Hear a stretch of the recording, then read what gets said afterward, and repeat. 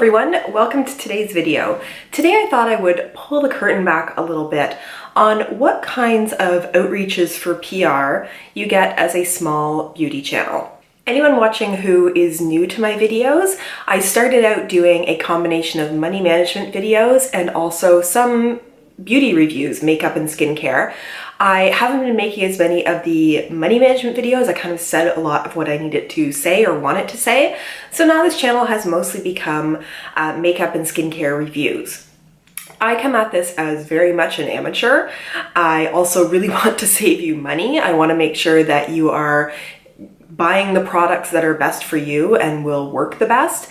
So I kind of come at it from the approach of if something works for me as an amateur and also as somebody who is a little bit older and doesn't have perfect skin or anything, that maybe it will work for you too. So I am not in any way makeup artist. Everything I've learned from watching other YouTube channels. But my channel recently celebrated 2,500 subscribers. I think we're now up above 2,600, and I've been doing this for a little more than 2 years now, and I thought it might be of interest to you to let you know what kinds of outreaches I have received from companies who are interested in sending me products. I've made a few notes about this, and I thought I would preface this by saying exactly as I did about not being a makeup artist. I am sure there are people out there with channels the same size or smaller than mine, but because they are really artistic, just have amazing talent in actually working with makeup, they're probably more likely to have companies reach out to them because they can really showcase a product in a way that I can't. I can just tell you what I like, what I see as pros and cons. So if you are somebody with a fantastic amount of talent, you'll probably get more outreaches than I do from brands that you have heard of before. Also, I'd like to say that I have never reached out to any companies. So I think there may be some YouTubers who reach out to brands and say, I'm a channel, will you send me stuff? I have never done anything like that.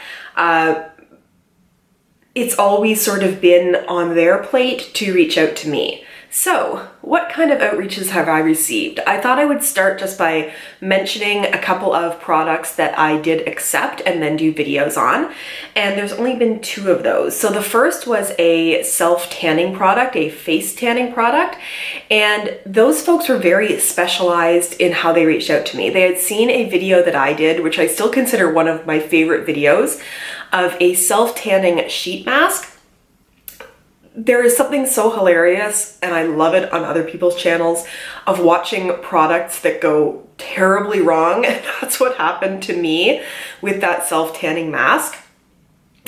So I'll link that video down below. But basically another company that makes a self-tanning product saw that and said, would you like to use our product? And I replied and said, I want to do a proper review on it.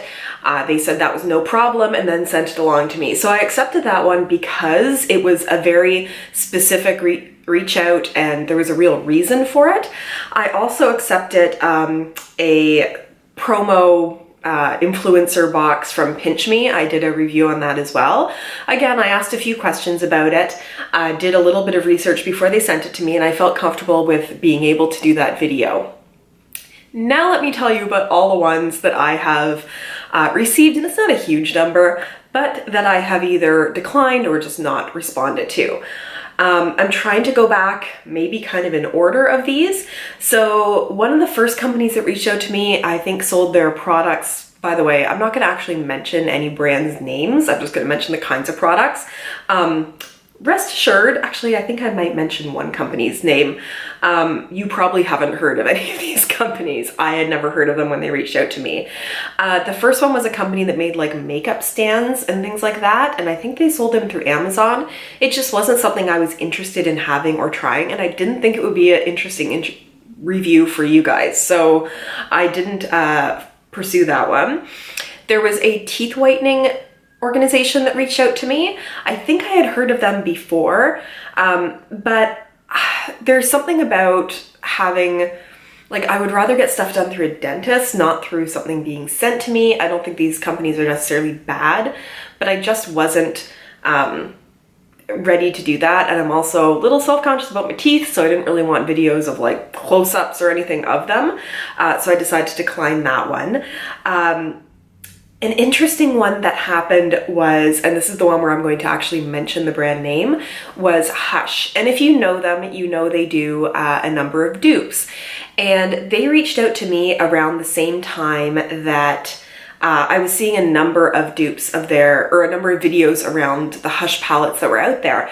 And I'm trying to remember what their outreach was because I think I ended up deleting it, but they reached out and said, we would like to send you like $100 worth of Hush palettes. You would get to choose which ones you want to do.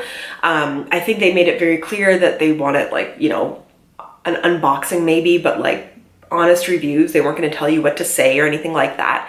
And they directed you to a website to go and, you know, follow up. I think I ignored the first outreach from them, but then I got a second one and I thought, well, this might be interesting. So let me see. I was still a little bit hesitant, but I thought, okay, it's actual eyeshadow palettes. Like it's a product that fits with what I'm reviewing and it might be interesting. But when I actually got to the website, it said, put your channel name in here, you know, the URL link to it, and we'll review your channel and see if you match like our requirements for having like a nice background and a certain level of quality and I don't know, maybe a certain number of subscribers. I'm not sure.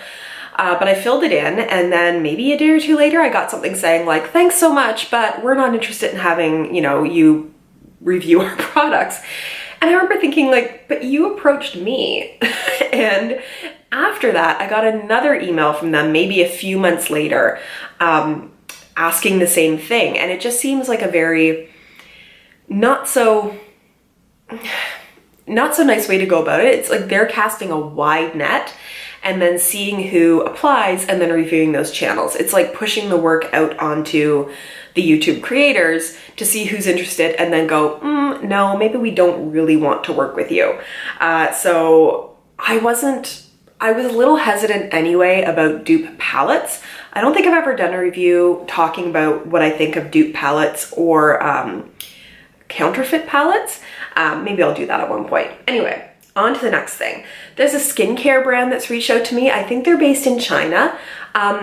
They seem totally fine. They've reached out with a very personalized, when I say personalized, they've actually used my name.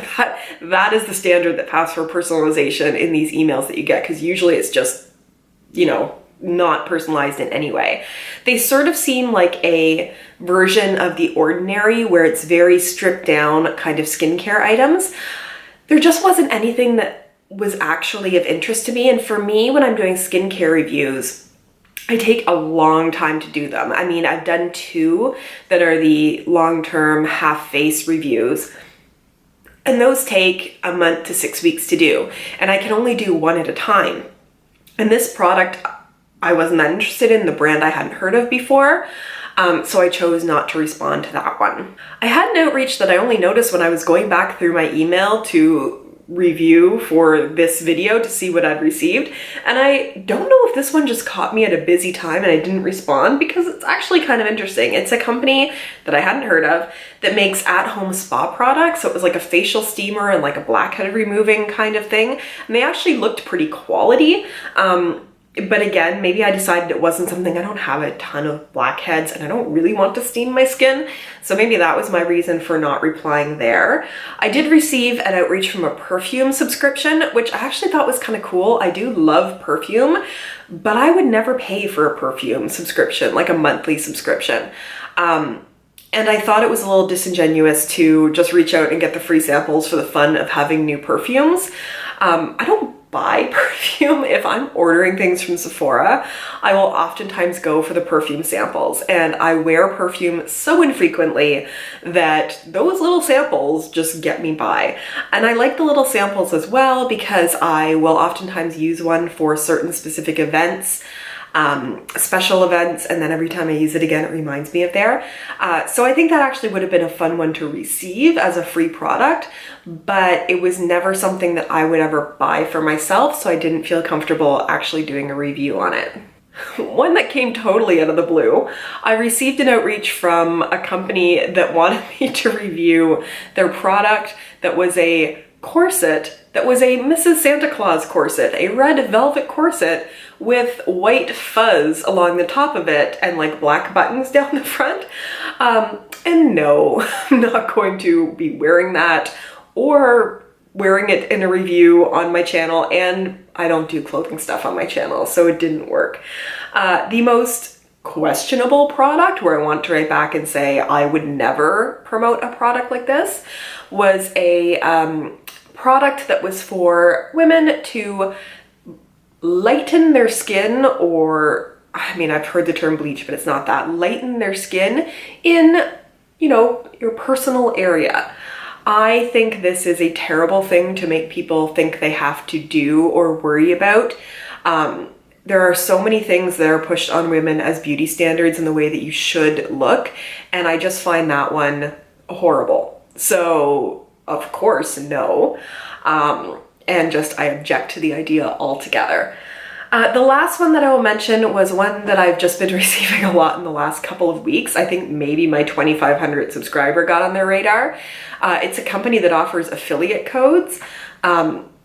And the emails are terribly written. And the part that's the worst about it is that they've obviously harvested a whole bunch of people's email addresses from, like, I don't know, probably YouTube and Instagram, but they're putting everybody into the CC line altogether. So every time they send me an email, which has been 2 or 3 times so far, I see 20 to 30 other people's email addresses. And I mean, the emails are out there. It's not private, but it still doesn't seem like very good business practices. So no, I'm not going to work with you.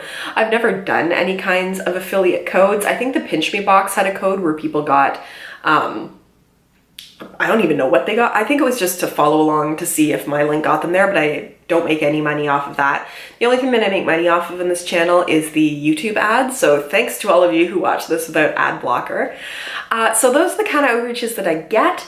I think the other thing that I'll mention is I do a lot of BoxyCharm and Ipsy reviews. I pay for my BoxyCharm and my Ipsy, but it's the best bang for my buck to get a lot of products to review for the price that I am paying. And I've discovered how difficult it is to do honest, unbiased reviews when somebody sends you a product. It's probably different if a product just shows up in a PO box or something like that. The couple of products that I did do reviews on, I had back and forths with people at the company who then sent me the product, and it feels very hard when you've had an interaction with that person to then not like their product. I found this more with the self-tanning product because I did like it, but then I kept second guessing myself, but are you sure you like this? Or are you just liking it because they sent it to you? Like, would you feel bad saying anything bad about it? And it became this really weird mind game that I found very hard, much harder than usual to do the review for. I mean, it was good in the way that I liked the product, but it would have been really hard to do that review after I'd had this good back and forth with the people at the company if I didn't. So those are my thoughts on PR on a small channel. As I said, other people who are amazing with makeup or do more proactive outreach might get a ton of makeup from brands you've heard of, but I wouldn't expect if you start a channel and get a couple thousand subscribers that you're going to be rolling in free makeup, because it does not happen that way. That is today's video. I hope you appreciate it. It's been a crazy busy week for me, so these are kind of easy videos to do, and I also thought it would be a little interesting. Let me know if you know of channels smaller than mine that are getting amazing makeup, or if those people reach out, or if there's people where, this is probably a controversial opinion, are there people where you think they're saying that they're unbiased, but they really are biased when they're doing PR reviews? I feel like the larger the channel, the less biased people are, because you're not worried that your 1 or 2 PR companies are going to drop you, and also the PR companies, I don't know. I don't know. But I would love to hear your thoughts on makeup channels and PR and everything like that. That is everything from me. If you want to subscribe to my channel and you are not already a subscriber, I'll pop my face up there so you can click on it and be subscribed. Hit the bell notification if you haven't. Hit the thumbs up if you like these kind of behind the scenes YouTube videos. And I look forward to seeing you in my next video. Bye.